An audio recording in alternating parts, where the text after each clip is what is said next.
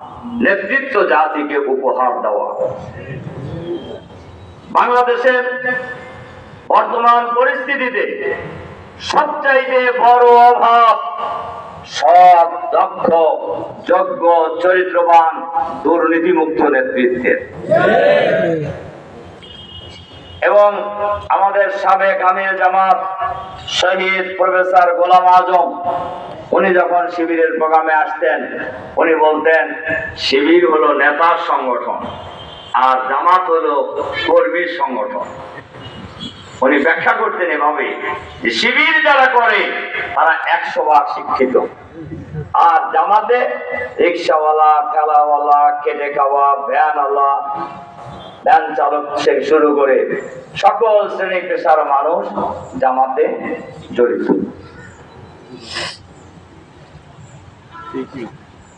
এই দেশে বিপ্লব কতদিনে হবে এই প্রশ্ন শিবিরের চিঠিগুলিতে যখন শিবিরের লোকেরা করতেন, ওনার একেবারে সোজা সাপটা জবাব ছিল শিবির যতদিন লাগায় ততদিন। মানে ইসলামী বিপ্লব নির্ভর করতেছে কার উপরে? শিবিরের উপরে। আলহামদুলিল্লাহ, শিবির প্রতিষ্ঠার পর থেকে যথারীতি শিবির তার সেই দায়িত্ব যথাযথভাবে পালন করে যাচ্ছে।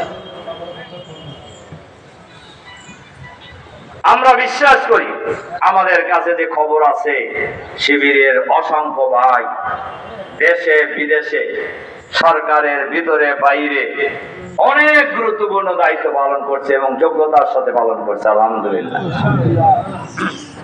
এখন যারা আমরা মূল সংগঠনে ভূমিকা রাখছি না, এটার জন্য কি শিবির দায়ী? কি এটা শিবির দায়ী? হ্যাঁ, জামাত দায়ী? অন্তত শিবির তো 1% দায়ী না।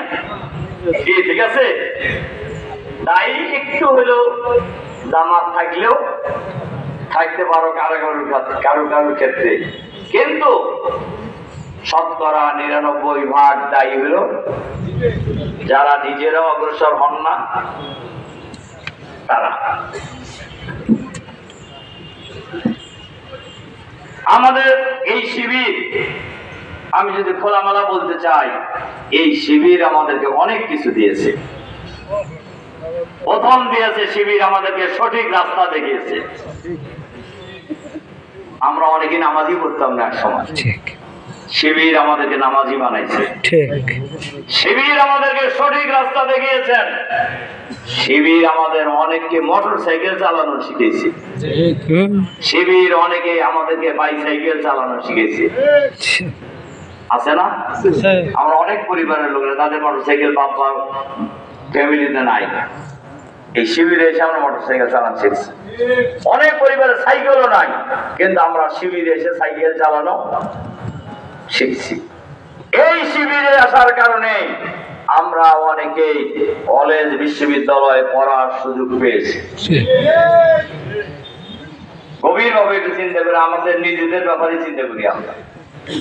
আমরা অনেকে একদম অজ পারাগার থেকে মেডিকেল কলেজে পড়তে গেছি, অজ পারাগার থেকে বিশ্ববিদ্যালয় বুয়েটে পড়তে গিয়েছি, ঢাকা বিশ্ববিদ্যালয় পড়তে গিয়েছি, রাজশাহী বিশ্ববিদ্যালয় পড়তে গিয়েছি। এই শিবিরে যোগদান না করলে হয়তো অত দূর যাওয়ার কথা ভাবতামই না। এরকম ভাই অনেক আছে। তার শিবির আমাদেরকে অনেক কিছু দিয়েছে।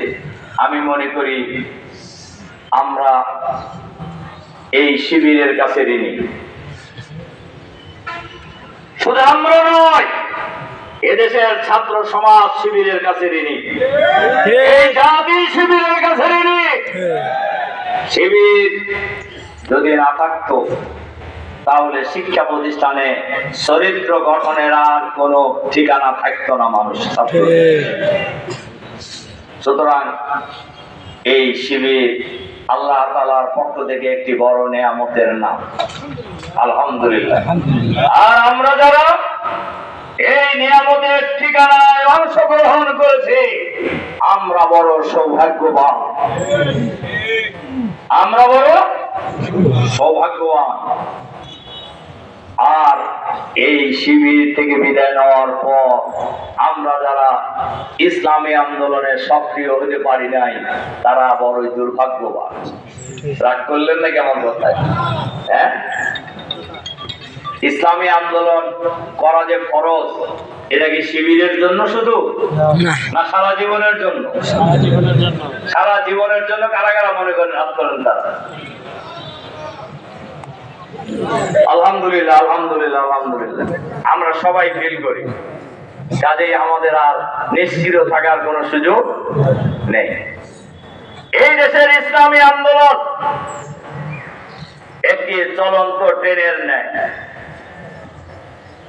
কোন যাত্রী যদি সেই ট্রেনে উঠতে চায় তাহলে নির্দিষ্ট সময়ে ট্রেন যেখানে থামে সেখানে যেতে হবে।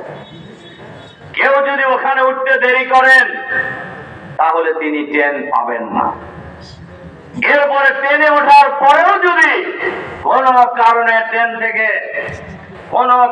ট্রেন থেকে আপনি ছিটকে পড়ে যান, ট্রেনের কোনো ক্ষতি হবে না।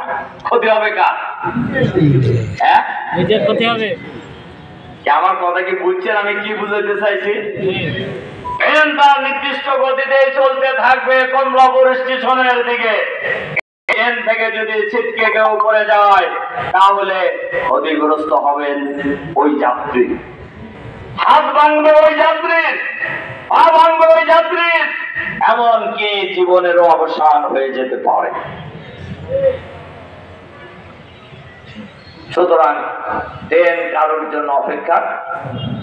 কোরআন শরীফের সূরা আল মায়েদার 151 নম্বর 154 নম্বর আয়াত, এই আয়াত আপনারা অনেকেই জানেন।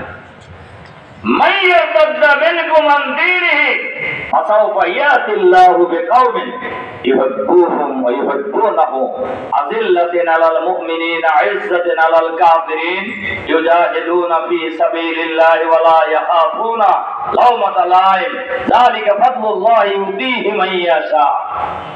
কেউ যদি আল্লাহর দ্বীন থেকে সরে যায়, আল্লাহ তার নবীকে বলছেন যে এই জন্য বেশি চিন্তিত হওয়ার কোনো কারণ।